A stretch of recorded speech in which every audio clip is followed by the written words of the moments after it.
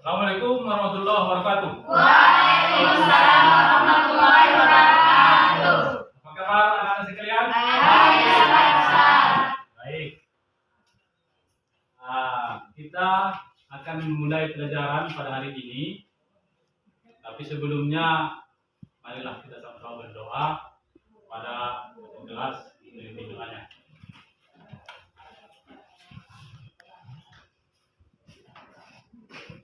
Untuk memulai pembelajaran kita pada hari ini, marilah kita berdoa sebentar. Berdoa dimulai.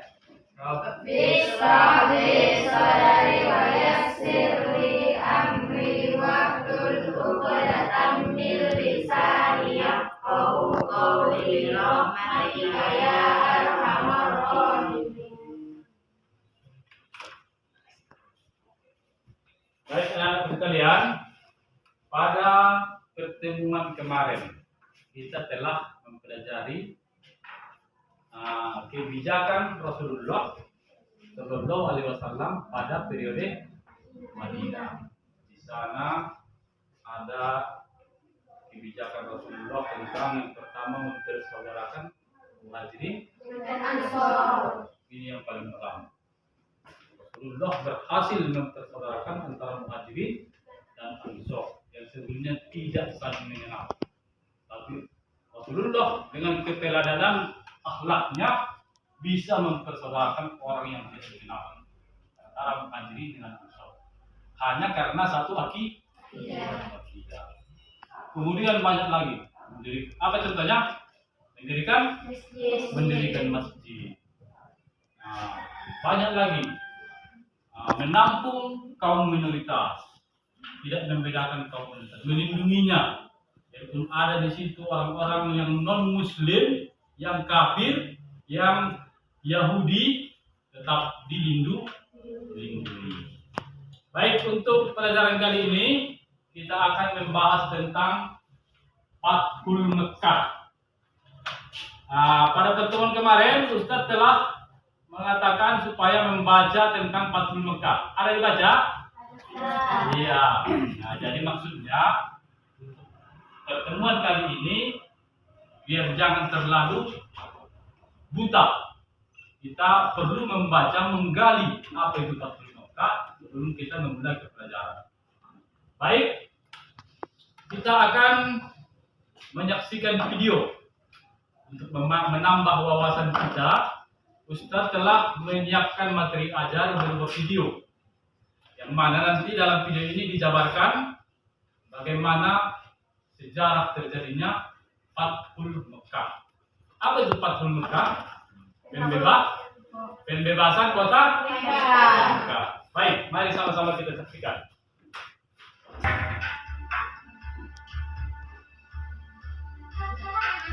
Awal bulan Zulqa'dah tahun ke-6 Hijriah, Nabi Muhammad bersama 1.400 sahabatnya bergerak menuju Mekah dalam rangka menjalankan ibadah umrah. Rombongan besar tersebut membawa 70 ekor unta sebagai hewan kurban. Para sahabat Nabi sangat antusias mengikuti perjalanan ke Mekah, terutama kaum muhajirin yang telah lama meninggalkan kota kelahirannya. Namun, perjalanan mereka terhenti di wilayah Hudaybiyah, 22 km arah barat kota Mekah. Di Hudaybiyah, beberapa orang Nabi datang ke Mekah. Utusan Nabi Muhammad menjelaskan bahwa kedatangan mereka bukan dalam rangka penyerbuan, tetapi untuk menjalankan ibadah umrah, menyembelih kurban, dan setelah itu kembali ke Madinah. Namun, orang-orang Quraisy tetap bersikeras menolak kedatangan Nabi Muhammad dan para sahabatnya. Melihat penolakan orang-orang Quraisy, Nabi Muhammad mengutus Utsman bin Affan menemui para pemimpin Mekah dan menjelaskan tujuan kedatangan mereka. Utsman bin Affan diperlakukan dengan baik oleh para pemimpin Mekah. Bahkan, para pemimpin Mekah tidak mengizinkan tapi tanpa Nabi Muhammad dan para sahabatnya. Utsman menolak tawaran tersebut. Para pemimpin Mekah tetap menolak kedatangan Nabi Muhammad dan para sahabatnya. Oleh karena itu, dilakukan perundingan antara kaum Muslim dan Quraisy Mekah. Nabi Muhammad memimpin langsung delegasi kaum Muslim, sedangkan delegasi kaum Quraisy dipimpin oleh diplomat senior mereka, Suhail bin Amr. Perundingan yang berjalan awal tersebut akhirnya menghasilkan beberapa kesepakatan yang isinya: pertama, gencatan senjata antara kaum Muslim dan Quraisy Mekah selama 10 tahun. Tidak akan ada tindakan buruk maupun permusuhan dari kedua belah pihak. Kedua, jika ada yang datang kepada Muhammad tanpa izin keluarganya, maka dia harus dikembalikan. Dan jika ada muslim yang datang kepada kaum Quraisy, maka dia tidak akan dikembalikan. Ketiga, dibebaskan kepada seluruh klan yang ada di Arab untuk menjalin kerjasama kepada kaum muslim maupun kaum Quraisy. Keempat, pada tahun tersebut rombongan kaum muslim belum diperbolehkan memasuki Mekah. Pada tahun berikutnya, kaum muslim baru diizinkan masuk Mekah selama 3 hari dan hanya boleh bersenjatakan pedang tanpa diunus. Kelima, perjanjian antara kaum muslim dan Quraisy Mekah didasari ketulusan dan kesediaan untuk melaksanakannya tanpa penipuan dan penyelewengan. Kesepakatan yang dikenal sebagai perjanjian Hudaybiyah tersebut dibuat rangkap 2. Masing-masing menitik melalui perjanjian tersebut. Kaum muslim diakui eksistensinya dan Islam diakui sebagai agama resmi di Jazirah Arab. Selain itu, kaum Quraisy Mekah juga mengakui Madinah sebagai sebuah negara. Perjanjian Hudaybiyah ternyata tidak berjalan sebagaimana mestinya. Ketika pihak Quraisy melakukan pelanggaran, suku Bakar melakukan penyergapan terhadap suku Khuza'ah di sebuah oasis. Penyergapan tersebut dibantu oleh Quraisy Mekah.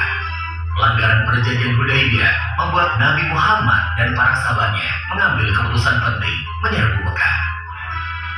Sedangkan di Mekah, para pemimpin Quraisy yang menyadari pihaknya telah melakukan pelanggaran mengirim Abu Sufyan ke Madinah untuk melakukan diplomasi.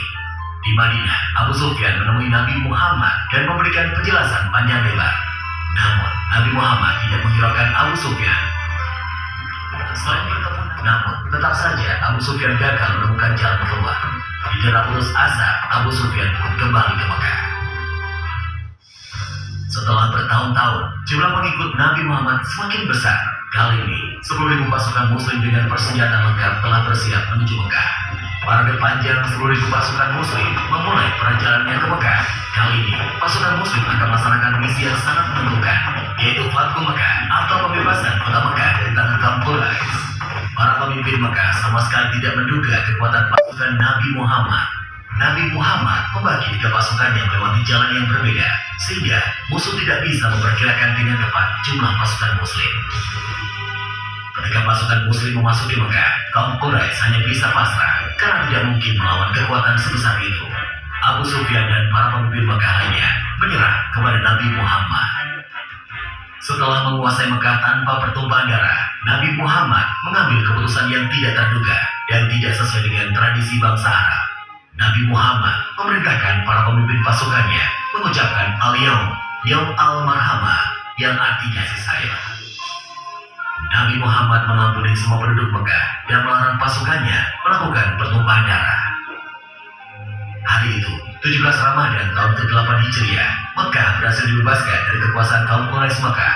Saat itu juga, berhala-berhala yang berada di sekitar Ka'bah dihancurkan. Pembebasan kota Mekah menjadi tonggak sejarah, tidak hanya di Jazirah Arab, tetapi juga di seluruh dunia. Nabi Muhammad tampil sebagai pemimpin yang memberikan contoh bagaimana sebuah menaklukkan pusat kekuasaan musuh tanpa pertumpahan darah, sekaligus tanpa pembalasan dendam. Dalam tradisi Arab, pihak yang kalah akan menunggu giliran untuk dieksekusi. Namun, Nabi Muhammad menghapus tradisi tersebut. Pihak yang kalah telah diampuni.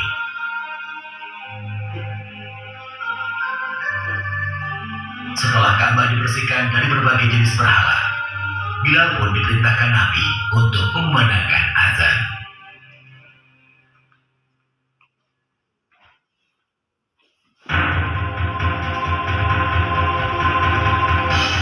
Kemudian, setelah kita menyaksikan video pembelajaran dan menurut penjabaran tadi, kita akan membahas tentang diskusi pada materi ini. Kita nanti membagi 3 kelompok dan mendiskusikan apa-apa saja yang dimaksud dengan pengertian Fathu Mekah. Baru mengidentifikasikan faktor-faktor keberhasilan Fathu Mekah dan analisis sebab-sebab terjadinya Fathu Mekah. Baik, kita bagi 3 kelompok dulu. Silakan.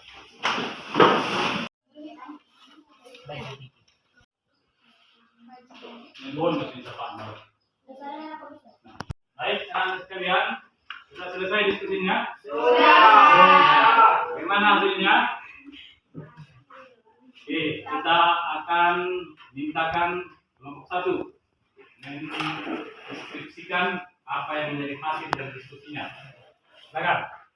Assalamualaikum warahmatullahi wabarakatuh. Waalaikumsalam warahmatullahi wabarakatuh. Perkenalkan, nama saya Eni Marlina Nasution. Saya dari perwakilan kelompok 1. Di sini saya menyampaikan hasil diskusi yang berjudul pengertian Fathul Mekkah, yang artinya penaklukan atau pembebasan kota Mekkah yang terjadi pada tahun 8 Hijriah. Rasulullah memutuskan untuk menaklukkan kota Mekkah. Demikian dari hasil diskusi kami, semoga dapat bermanfaat. Wal akhir, assalamualaikum warahmatullahi wabarakatuh. Waalaikumsalam. Oke, lanjut kelompok 2. Silakan melakukan hasil diskusinya. Oh tidak, baik. Wabarakatuh. Saya perwakilan dari kelompok 2 ingin mempresentasikan hasil diskusi yang kami ringkas. Sebab-sebab terjadinya Fathul Mekkah. Kaum Quraisy melanggar isi perjanjian Hudaibah. 2. Kaum Quraisy menyerang pada saat akan beribadah haji dan umroh. 3. Kota Mekkah adalah kota suci umat Islam yang direbut oleh kaum Quraisy. Wal akhir, assalamualaikum warahmatullahi wabarakatuh. Setelah kita menganalisis apa itu Fathul Mekkah dan sebab-sebab terjadinya, maka kita dapat menyimpulkan bahwa akhlakul karimah Rasulullah SAW sangat tinggi. Bagaimanapun kaum Quraisy telah menyakiti beliau dulunya, dia tetap mengampuninya di saat sudah tidak berdaya. Kita saksikan dari video itu betapa Rasulullah menyebutkan bahwa hari itu adalah hari marhamah, hari kasih sayang. Beliau mengampuni seluruh kaum Quraisy. Yang mau masuk Islam silahkan, yang tetap jadi kafir Quraisy tidak mengganggu apa-apa. Hanya saja dari situ Nabi Muhammad SAW telah teruji bagaimana keteladaannya. Beliau membersihkan kota Mekah dari patung-patung berhala. Kemudian mereka melakukan haji tawaf. Dari itu kita harus mengambil ibrah ataupun hikmah atau keteladanan dari Nabi Muhammad SAW. Kita laksanakan, kita terapkan dalam kehidupan. Baik, sampai di sini perjalanan kita. Kita akan melanjutkan pada pertemuan berikut, yaitu ke pemerintahan atau sejarah perkembangan Islam pada masa Khulafaur Rasyidin. Baik, akhirnya kita tutup dengan bacaan Alhamdulillah.